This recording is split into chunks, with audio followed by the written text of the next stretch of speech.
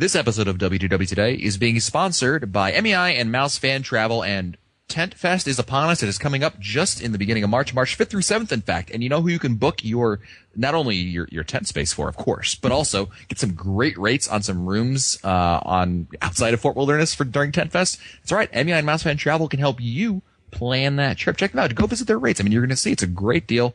Visit them online at www.mousefantravel.com. This is Walt Disney World Today. Give us 5 minutes and we'll give you the world. It's Wednesday, January 27th, 2010, and this is episode 674 of WDW Today. I'm Matt Hochberg of StudioCentral.com. Joining me on today's show is Mike Scopa, a senior feature writer and blogger for alleears.net. Welcome, Mike. Everyone say hello, Chief Nemi. Hello, Chief Nemi. I'm the only one? Jungle Cruise. Jungle Cruise. Boo. Also joining us on today's show is Mike Newell of Mouse World Radio. Mike, I'm still here for you, buddy. Thank you. No respect. No respect. Also joining us on today's show is the fabulous Annette Owens, a manager of customer relations and group services for MEI and Mouse Fan Travel. Hey, I love the ad read. You're just assuming nobody wants to sleep on the ground with the rest of us silly people. We got a lot of people so far that are going to be sleeping with us not sleeping with us, but hey, back that one up. Sleeping in tents, and it's going to be a lot of fun. Separate. Let me tell you something about Tent Fest. Tent Fest is going to be fun regardless if you come or not. But if you really want the true experience, I mean, Lord knows none of us are ever going to sleep in a tent otherwise. So why not try it out one time? It's one night. It's an experience. And I guarantee it'll give you a whole different dimension. Plus, it'll be a great excuse for you to be on the show at the Odyssey event they'll be recording at. So. Oh, definitely. And if it's really cold, like, all you guys with the marathon, I'm sleeping in the comfort station. I'll be nice and warm. Also joining us on today's show is Fred Hazelton, the master statistician from touringplans.com and, of course, the unofficial guide. And, Fred, Len was sick, so the union sent you. Great, I guess. I'm Max. Second place man. All right. I'm fine with that. How's it going, guys? Good to be here. Good. And yes, I am growing my beard for Tent Fest. Nobody's allowed to shave, right? That's right. It's just like playoff beards. Excellent. Well, it's Wednesday, and we're answering your listener questions. And we'll start out with a question from Jolene Anderson, who writes, when we went to the World in 2008, I pre-ordered the PhotoPass CD. We ended up with almost 200 photos in our PhotoPass account that we could edit and place on our CD. PhotoPass photographers were available at all the character meet and greets like Mickey and Minnie in Toontown, and the Princess character shop there, too. Plus several as you headed into Main Street in the Magic Kingdom, visible PhotoPass photographers in Hollywood Studios near the Twilight Zone Tower of Terror, etc., and even photographers with many of the characters as they were doing autographs. We're headed back in December, and I recently read that PhotoPass photographers are difficult to find, and there are long lines when you do find them. We're going to be a large group, 13 to 17, and I was looking forward to pre-ordering the CD and sharing them with our group. However, if 4 or 5 photographs are all that are reasonable to get taken in each park, the pre-order CD does not seem to be worth the money. What have you heard about the availability of PhotoPass photographers? I mean, I'm trying to think how many there are in each park. The long lines I think there's longer lines in certain places. Definitely like around the park icons. Those are, I think, consistently the longest lines that you'll find there. But I don't think it'll be terrible. I'm trying to think how many PhotoPass locations there are per park. Obviously, the character locations is just quite a bit. You'll have one at the park icon. Like the Magic. Yeah, it depends on the time of day too. What are their dates? What are the dates that they're going? Did they say the dates? December. That's all they said. Well, if it's early December, I can't see it. I mean, anything other than Christmas time, I can't see it being that crazy for PhotoPass. Yeah, like if you're waiting for the fireworks and want to get a picture with the castle, then it's going to be a bit of a wait. But yeah, and a line for Osborne Lights usually gets pretty long too.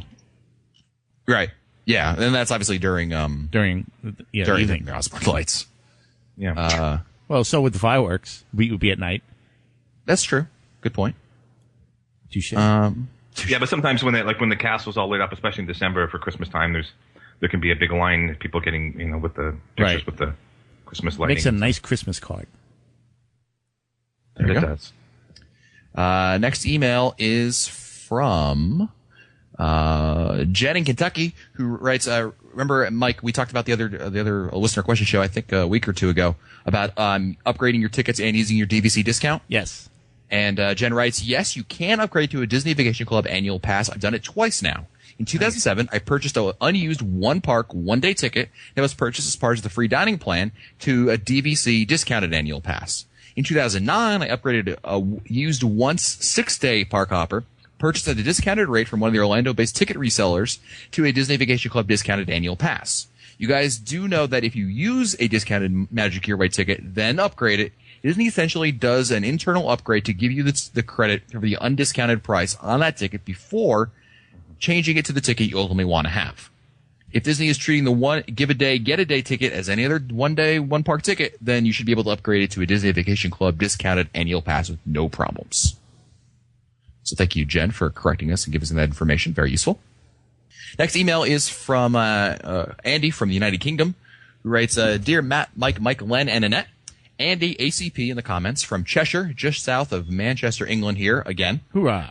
It's getting closer to my February 27th to March 13th trip for Tent Fest Ahoy, although I'm not planning on staying in a tent. Boo. Hoorah. Smart guy.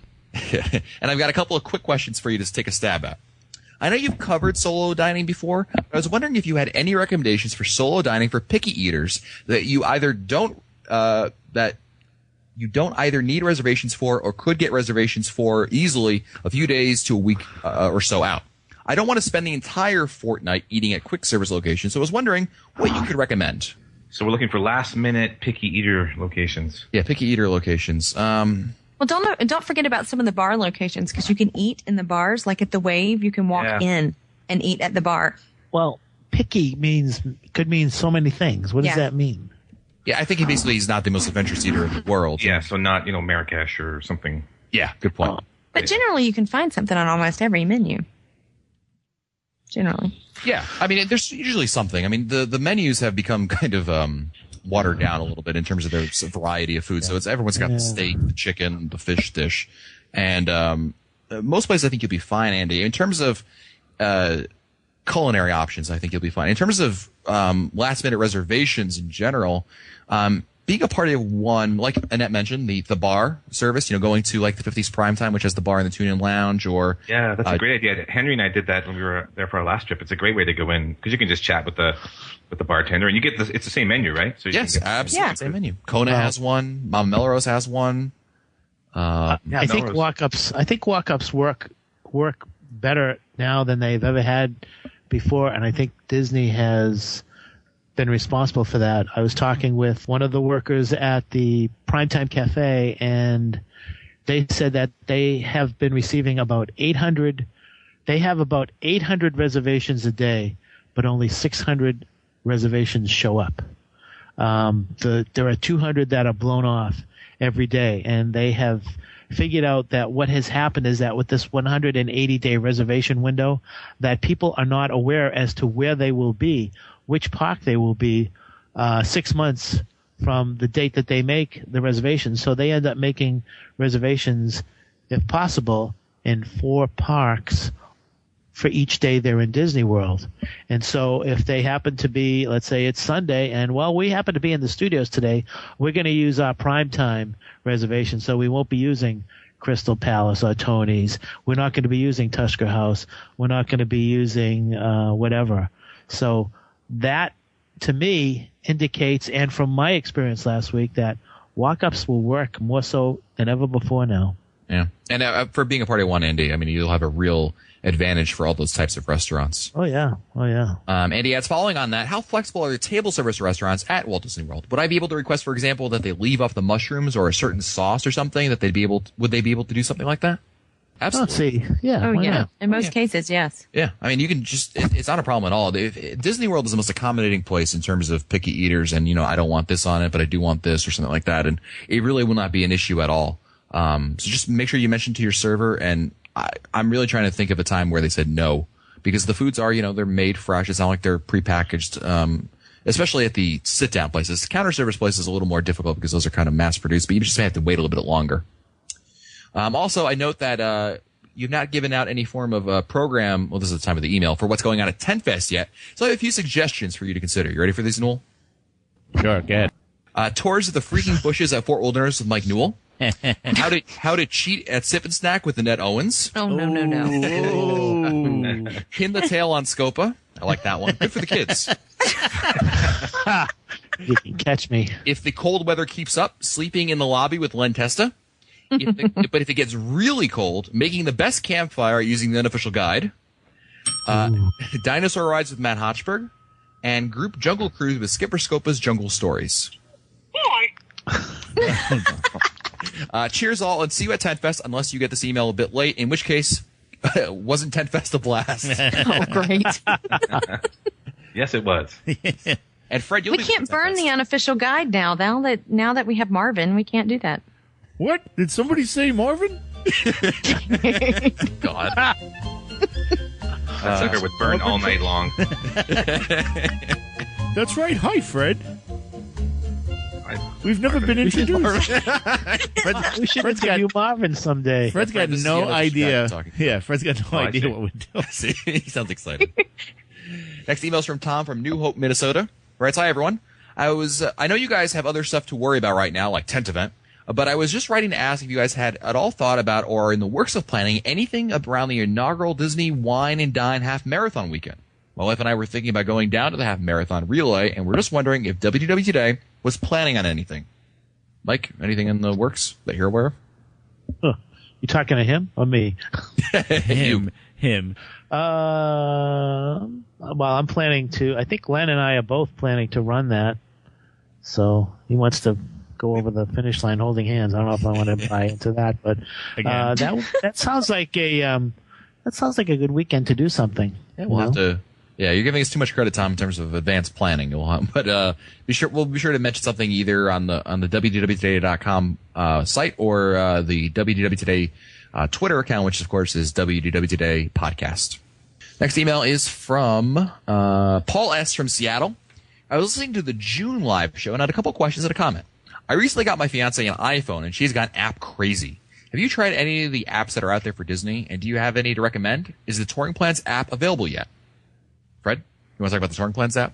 Why, yes, it is. We have, if you go to m.touringplans.com, you can see our app, which is called Lines, and it's been in the works for a few months now, and so it's getting pretty good feedback so far. Lots of people are using it.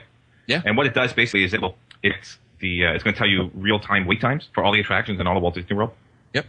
All you have to do is follow the links, subscribe. It's free at the present moment, so you get a free subscription and you can use it. Cool. You just have to sign up for an account, which, as you mentioned, is free. Yeah. Scopa, you're Mr. iPhone app over here, going app crazy with all the stuff over there. And are there any iPhone apps that you would recommend for that pertain to Walt Disney World? Well, right off the bat, I'm going to say Mouse Wheel Radio app is the one that I listen to a lot. Nice. Let's see what I'm looking at it right now. I have Mouse Wheel Radio, WDW Dining. Yeah, that was one that I was going to mention, Mike. That's a good one, seems. Yeah, that one, I've used that so much because if I want to get an idea as to who's got what, if I have a special hankering for a certain entree, I'm going to, use that. Let's see, what else do I use? I use the Lines one that Fred so aptly described. Those are the only ones that I use. Recently, I've been tempted to do Steve Barrett's Hidden Mickey. That's really cool. I saw that one, and it really works very well. Rather than bring the book, and also there's the Greg's app that we talked about. Wishing Stars. Wishing Stars. Yeah, those are the ones. But I'm always using the Lines one. I'm always using the WW Dining one. Cool. Those two. Yeah. On a separate line of questioning, my sister wants to run the 2011 half marathon. Hopefully I have given enough lead time. When will it be possible to sign up, and how soon will she need to sign up to make sure she gets in? Registration has opened. It opened this week, and historically, the half marathon is usually you're okay. I would say you need to make up your mind by May if you're going to do it, and just keep your eye on the site. Go to the Walt Disney World site, go to Endurance Events, and go to the page that has registration. Keep your eye on it. Watch the registration fill up. They usually will keep everybody notified as what percent of the races is full. Like they're doing that now with the Princess Marathon. I signed up Last week it was 92%. I got a little nervous, so I signed up. I wasn't sure if I was going to run, but I guess I am. So I'd say just keep your eye on that page, but definitely before summer, you may want to make that decision. Okay. Paul writes, lastly, you were discussing the Disney PhotoPass. I pre-ordered the disc and booked before the trip when I proposed, knowing we would want lots of pictures. We got about 130 pictures taken by the photographers, but with the editing and all of the borders and characters you can add online, we ended up with 276 pictures when we cashed in our pre-order disc. For the book, we were able to upload some of our own pictures and add stock photos as well. Once I got the disc, I was able to upload the photos to Snapfish and get all of them printed out at 9 cents each, and could make more books for $19.99. Not as nice, but a much better deal than $49.99 from Disney. I think we made the most of the disc when we got it, but at the current pricing, it was probably not something to do again unless we have another special occasion.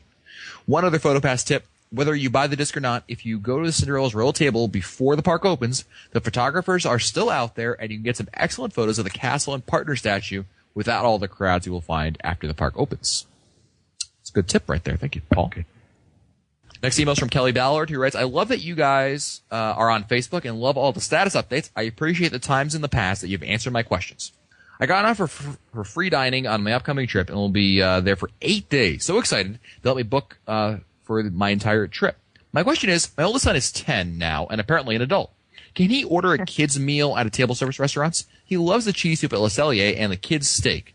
I don't see any reason to order the adult portions for him when he can get the kids' meal, which is the appetizer included, and get the smaller portions. My dining is, quote, free, but I won't be losing any money with the kids' order. I understand that at buffets and family restaurants that he would be an adult, but when can he order when he can order entrees from menus, can he be a child? I don't see. I mean, if the child is 10 and, it's you're saying, well, he's a child, he's going to order from the child's menu. Yeah. I've had my wife order from the child's menu. There's no problem with it at all, Kelly.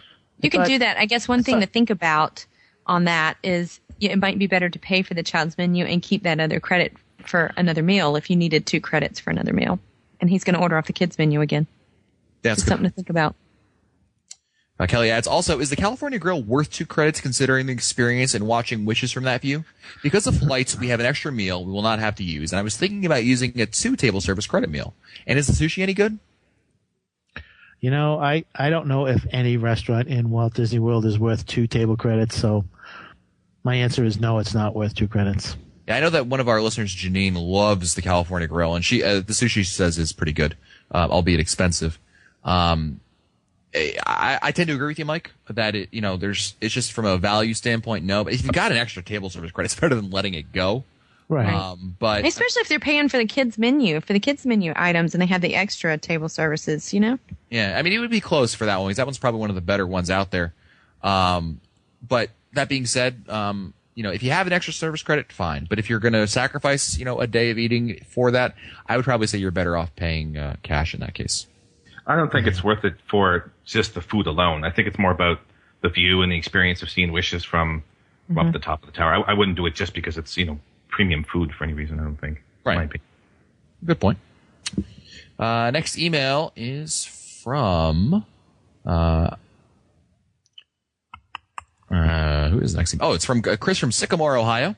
Writes, let me say to start that listening to your podcast is the only thing that motivates me to clean the house. I try to only let myself listen each week, so I see it as a treat to listen to you rather than a chore to clean. So thank you. See that, Newell? You got to get that to work with Mary. Yeah, right.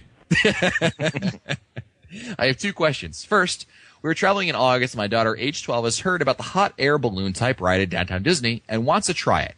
Have any of you tried it or talked to those who have? Is it worth the money, and how are the lines and the views? Did you do it, Mike? I thought I heard you thinking about doing it last week. I went down there. I was looking at it, Mike, and I just didn't think it was worth it. I don't think it was worth the money, the wait. Just didn't appeal to me. I mean, and I heard a lot of people when I was there mulling around and discussing it, and a lot of people were thinking it's just not worth it.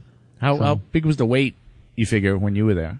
When I was there, it wasn't much of a wait. There wasn't much of a wait anywhere this week. That's true. But a lot of people were saying I mean, I heard someone say, why am I going to pay $16 just to hang 400 feet in the air? And, I mean, I guess it's a great experience if you want to go up and you just hang around, and if you want to take it's a nice view, I guess. But there were not many people waiting. I think that I was standing by there. I was in that area for about 30 or 40 minutes, and I think maybe 8 people went up. Wow. Yes. So I think it's losing. Were the clouds low? Is that the reason only 8 people went up? Yeah, really. Exactly. It was a warm day. It was one of the warmer, if not the warmest day that I was there. It's like 2-3 days ago. But it looked like it was losing popularity. I just think the issue with it is that it's not worth the wait to me if it's more than a couple of minutes. I mean, I just don't think you go up there and you say, look around, ooh, it's kind of cool, but I mean, the problem is it has a lot of problems with weather, which we hit upon, but the wait for me isn't worth it, because to sit there for 30 minutes or longer and to wait to go up in a balloon just to go up a few hundred feet, I mean, I just don't see it personally as being that great, because it's not like the area, the view I don't think is worth it to me, and this is just a personal opinion. I don't think it's that great. I think if you were walking by and hey, there's no line, maybe that'd be worth it to you, but I mean, that Newell and Annette and myself, we tried to wait in line for it and it didn't work out, and obviously Scopa, you just mentioned that the line was prohibitively long, and it's just, how much is your time worth to you? And especially with its location downtown Disney, it just gets very crowded very quickly. And, considering that it costs extra, it's just not worth my time personally. No. Next email is from Chris Glover of Manchester, United Kingdom. It's just to say that what a pleasure it is to listen to your podcast. And I just finished a 6-hour marathon that I slated for my recent vacation to Switzerland. Wow. Cool. Yeah. He's got a question here about, he's going to, during Christmas time, and this would be a good question for Fred to answer. I wondered if the touring plans have been tested at Christmas and how successful they've been. If I follow them closely, is it still possible to be able to enjoy a majority of the park in a day, or have I been drinking too much maple syrup? It's still possible. The touring plans work the best when it's busiest.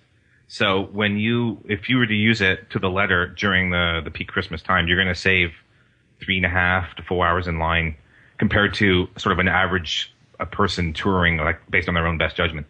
So yeah, they definitely work. In fact, the busier it is, the more important it is to use a touring plan. Cool. And I think if you follow it, because the hours are so long during Christmas, that yeah, you can, if you follow the touring plan, get there nice and early, like an hour before the park opens, then yeah, you can see the majority of the attractions. Nice. I neglected to mention, Chris from Sycamore, Ohio had another question, and I almost got rid of it before getting to it, so let's go back to Chris for a second. He writes, we have many trips to the world, but are flying for the first time this trip. I normally take my laptop with me to write trip notes and download photos each night in the room.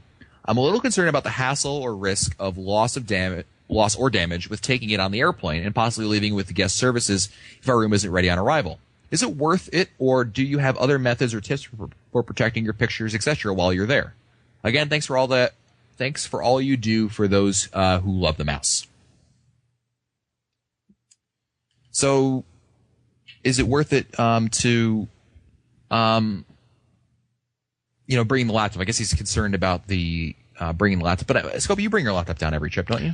Well, almost every trip. I haven't the last couple of trips, but I do from occasion. And there have been times when my room wasn't ready, and I just leave it with guest services, and no problem. Yeah, I've had no problems. I travel every time with my laptop. Yeah, and you bring like 8 laptops, don't you? Yeah, it depends on what I'm doing. Yeah. Yeah. Fred? I always brought mine, and the one thing that happened last time, which I thought was interesting, is that if you go to leave it with guest services, they won't, like before you check in. I tried this. They won't deliver it to the room. They want you to come and get it. Yes. From the guest services yourself. Right. Just which I think is safer anyway. Yeah, I agree. Idea. And just a reminder, if you're traveling and you bring it through security, make sure you pick it up on the way home. I'm just saying. Who would do that? I'm just saying. I have no idea. I'm just saying. Next email is from Brett, New Hampshire, who writes, I just got done listening to the episode on the Magical Express. Before our last trip, my wife and I did a lot of research on it, and we're planning on using the service. We figured that from the time we got on the bus to the time we were checked in and ready to go to the parks would be about 2.5 hours. At the last minute, we decided to scrap Magical Express and go with Happy Limo. We beat the buses, got to Disney, and were checked in within an hour. That left us time to ride Soarin' to be the standby line and get fast passes for Test Track before our ADR for lunch. We were very happy we did that. We were waiting for Illuminations to start when someone noticed my Red Sox shirt. Turns out they were from Massachusetts and had just arrived the morning like we did. They took the Magical Express, and he puts magical in quotes, Combined with the lines at the airport, waiting for the bus, being in the back of the bus, and having about 6 families get off ahead of them at the resort, it took them 4 hours from getting in line at the airport to getting checked in at the resort. They also complained that they didn't realize how long it would take for their bags to arrive. All they had were winter clothes with them. Those are great for New England, but not so much for Florida. To say the least, they were not impressed by any aspect of Magical Express. I just wish they could have been around on the return trip to the airport. My wife and I got upgraded at no charge to a limo. I couldn't help but think of how they were ending their vacation.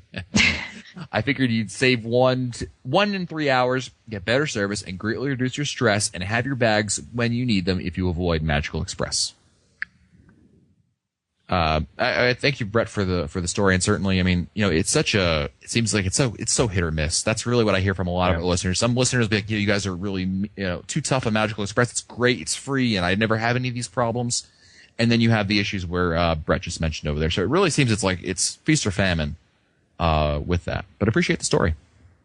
I think it's a good point to remember that, you're going to have all the people on the bus with you at check-in with you. So you waited in line to get on the bus, and you're also going to have all those people in line to check in that are staying at your resort. So good point. It adds to the wait. Next email is from Marty from Chicago. Writes, love the show. Keep up the great work. He put here Len, but obviously he means Fred. Reading through the guide, there's quite a bit of information regarding extra magic hours for both the morning and evening. But it appears these comments and suggestions revolve around peak or semi-crowded times.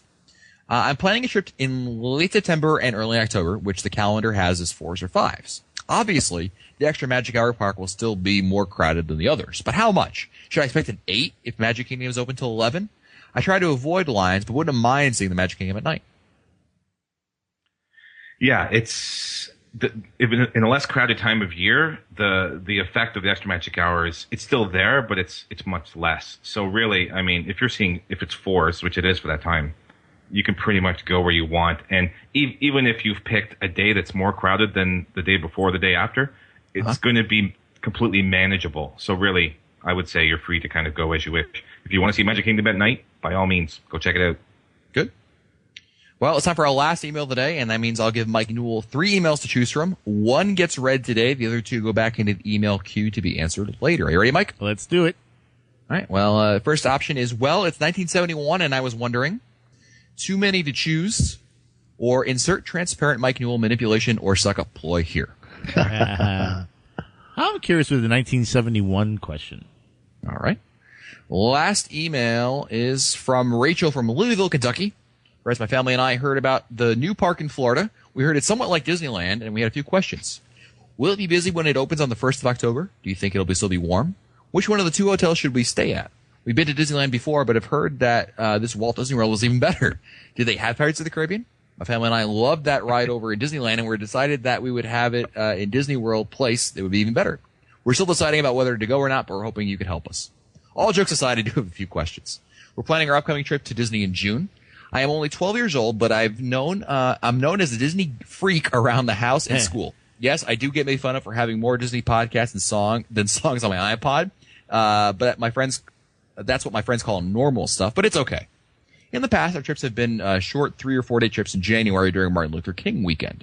But now it's totally different. We're not sure of our exact dates of travel, but we know it'll be around the middle of June. We only go down to Orlando because whenever my dad has work stuff to go down there, and this time is no different. I was wondering what the crowds were going to be like compared to January. I'll start there, Fred. How do crowds in June compared to January? Oh, yeah. Much bigger. I mean, well, it depends, I suppose, which part of January. But yeah, I mean, you're talking basically 8s. As soon as you get to June, it's going to be at least 8. Well, they did go during Martin Luther King weekend, which is a elevated time of January. If they were in the Magic Kingdom on Martin Luther King Day, then that's about what they're going to experience when they go in June, but it'll be every day. Right. Yeah. Also, when we usually go, we have to wear jeans and sweaters. So I would also like to know what the heat is like. Hot. Hot. You'll not need jeans and sweaters. Hot and humid. That'll be the name of the game. In addition, our trip is falling either on or around my 13th birthday, and I was wondering what things would be good to do to celebrate. I'm a huge Disney geek, so things like lunch with an Imagineer is great for me. Yeah, you could do the lunch with Imagineer at the studios. It's a lot of fun. It's a little pricey, but, hey, it's your birthday, right? Rachel, I mean, you deserve it. It's your birthday. It's you do. your birthday. Go ahead, Mike. Sorry. No, I was singing. Oh, sorry. Hoop-de-doo. I do a hoop-de-doo on my birthday. I did that, and it was great. That's a great suggestion, Mike. I like that. Hoop-de-doo for your birthday. Go for it. She wrote here, Len, but obviously meaning Fred. Obviously. Yeah, Obviously. Obviously. How do you do the touring plans work into taking a break in the middle of the day? I'm planning on us waking up early, which certainly won't be easy as my family members are not morning people, taking a break in the afternoon, and then staying out late for extra magic hours. How exactly do the touring plans work into this?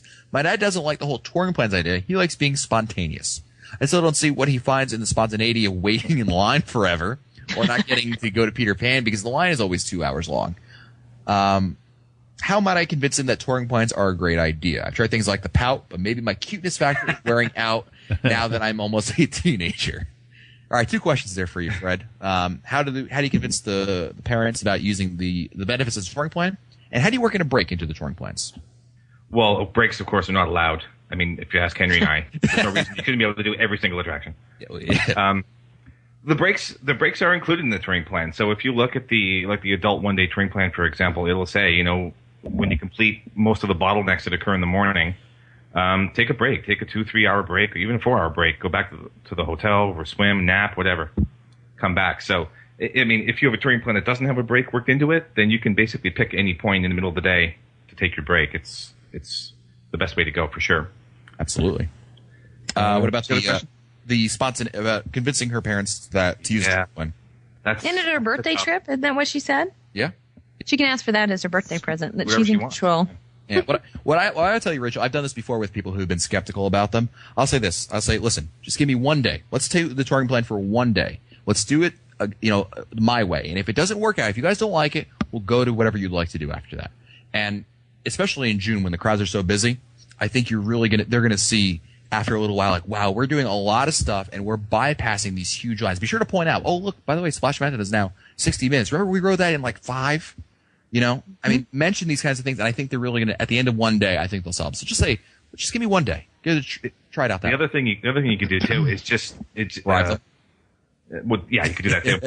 You can always play the "I told you so" card later, but you could just split it. Just say, look, just give me the morning. Just let me do the first 3 hours. If we do exactly what I say in the first 3 hours, after that we can do whatever we want. We can just we can live spontaneously. Just if we see a character, we can line up to meet that character. If you want to do something else, we go do something else. Because really, I mean, the touring plan really is all about getting what you have to get done in the morning. After that, it's much more adjustable. Great point. Newell, you picked very wisely with this email, by the way, because she writes, thanks you guys in advance for all your help. And if you don't answer this in a timely manner, I will not send you any cake when I have my birthday. Oh, we want cake. Oh, wow. Oh, wow. Yeah. So you chose wisely, my friend. We're getting cake. Yes. Yum, yum. Yeah. Can you get that across the border? I don't know. You get 10% less, though. The exchange rate. I don't make these rules up. Well, don't forget that this episode of WDW Today has been sponsored by MEI and Mouse Fan Travel. And if it is your birthday trip and you're looking to plan that special trip down there, why not have MEI and Mouse Fan Travel help you plan your trip? Visit them online at www.mousefantravel.com. If you'd like to find our older episodes, read our show notes, or send us your comments, visit the WDW Today website at wdwtoday.com. It says Len Testa here. That must mean Fred Hazelton, obviously. Fred Hazelton, Mike Newell, Mike Scopa, and the fabulous Annette Owens. I'm Matt Hochberg. We'll see you on the next show. Stupid Judy, stupid energy. This has been a production of Mouse World Radio.